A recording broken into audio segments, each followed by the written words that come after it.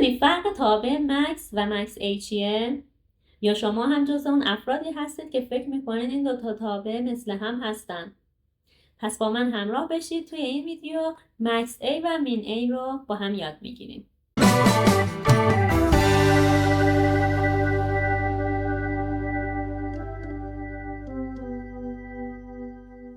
دوستان خوبم سلام. من لورای نژاد هستم، مؤسس و مدرس آموزشگاه دانش میشه.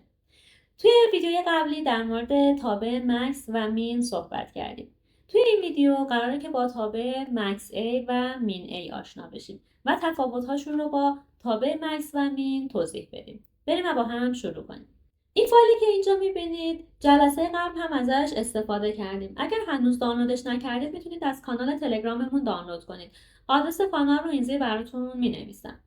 جلسه قبل راجع به ماکسیموم صحبت کردیم. میدونیم که تابع ماکسیموم بیشترین عدد رو توی یک بازه عددی به ما نشون میده و فقط داده های عددی رو بررسی میکنه و هیچ کاری با نوشته ها و داده های متنی نداره. بریم سراغ تابع مکس ای.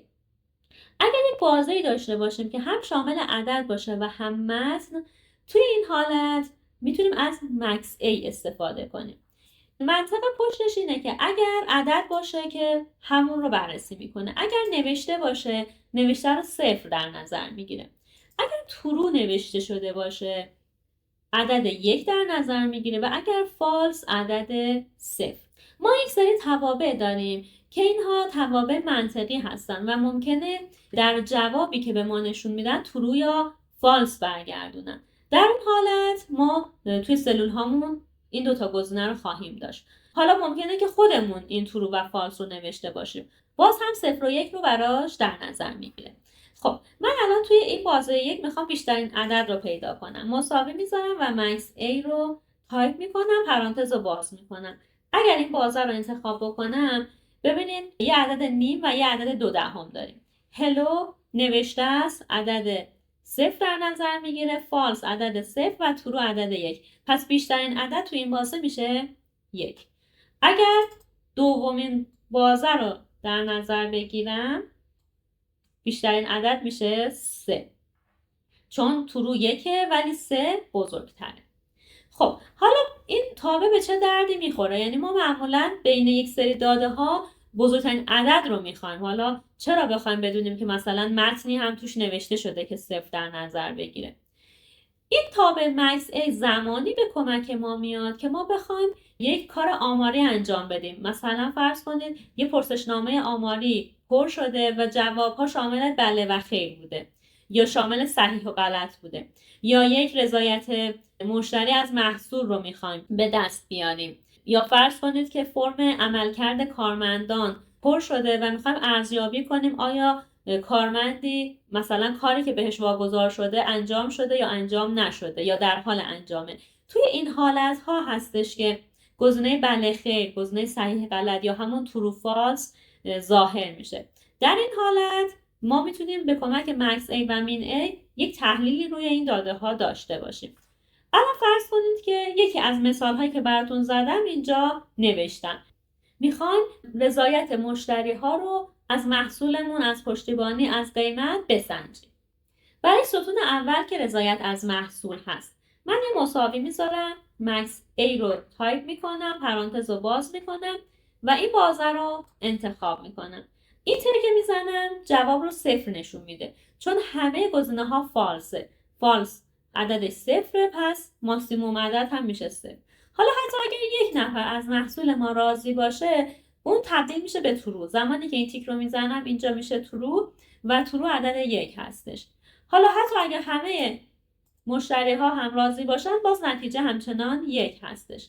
حالا این تحلیل زمانی بهتر و کاملتره که به همراه مین ای باشه که توی شیت بعدی توضیح میدم. ما تو ویدیوهای قبلیمون با آدرس دهی نسبی آشنا شدیم. اگر من این رو درگ کنم به سمت چپ اون تابعی که نوشتیم میاد برای ستون بعدی هم اعمال میشه و چون آدرس دهی نسبی هست بازه هم خودش درست انتخاب میشه. برای بعدی هم همینطور بازه اینجا نمایش داده شده. الان میبینیم که توی هر سه حالت ما مشتری هایی داشتیم که از محصول، از پشتیبانی و از قیمت راضی باشن. اگر همه ناراضی باشن نتیجه 0 خواهد بود. حالا بریم سراغ مین A. مین A دقیقا مثل همون مکس A هست، فقط کمترین عدد اون بازه رو نمایش میده. یعنی دوباره نوشته و فالس 0 و ترو 1. خب توی این بازه میبینیم که یه دونه ترو هست، پس 1 و فالس 0. ما 2/10 و نیم داریم، ولی چون فالس 0 پس اینجا کمترین عدد 0 خواهد بود. برای بازه دوم هم باز ببینید بیشترین عدد 3 و کمترین عدد باز 0، چون فالس داریم و متن داریم. اگه فالس رو پاک کنم باز چون متن داریم همچنان 0، ولی اگه متن رو هم پاک کنم اون وقت بهمون 2/10 نمایش میده، یعنی کوچکترین عدد. سلول های خالی رو نادیده میگیره. حالا بیایم همون مثال رضایت مشتری هم بررسی کنیم. مین A و اینجا این بازه رو انتخاب میکنیم اینتر. الان چون همه ناراضی بودن و همه فالسه نتیجه 0.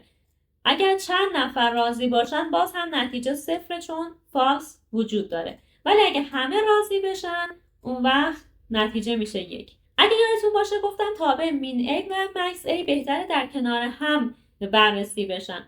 اجازه بدید این زیرش مکس A رو هم بنویسم. حالا اینجوری میتونیم نتیجه گیری کنیم. اگر همه مشتری ها راضی باشن از محصول، هم مین A و هم مکس A 1 رو نمایش میده. اگر همه ناراضی باشن، هم مین A و هم مکس A 0. ولی اگر تعدادی راضی باشن و تعدادی ناراضی باشن، مین A 0 و مکس A 1. باز دوباره به کمک آدرس‌دهی نسبی میتونم ستونهای دیگه هم بررسی کنم. خب این در مورد تابع مکس A و مین A. پیشنهاد میکنم ویدیوی جلسه قبل رو حتما ببینید. تابع مکس و مین رو توضیح دادیم. در مورد اونها یک سری نکته های دیگه گفتیم که در مورد تابع مکس A و مین A هم صادقه. مثلا ما میدونیم که کنار نوار فرمول گزینه اینسرت فانکشن هست که این گزینه توی سرورگ فرمولاز، پنل فانکشن لایبرری اینجا هم وجود داره. یا میتونیم به کمک شیفت و F3 باز دوباره همین پنجره رو باز کنیم.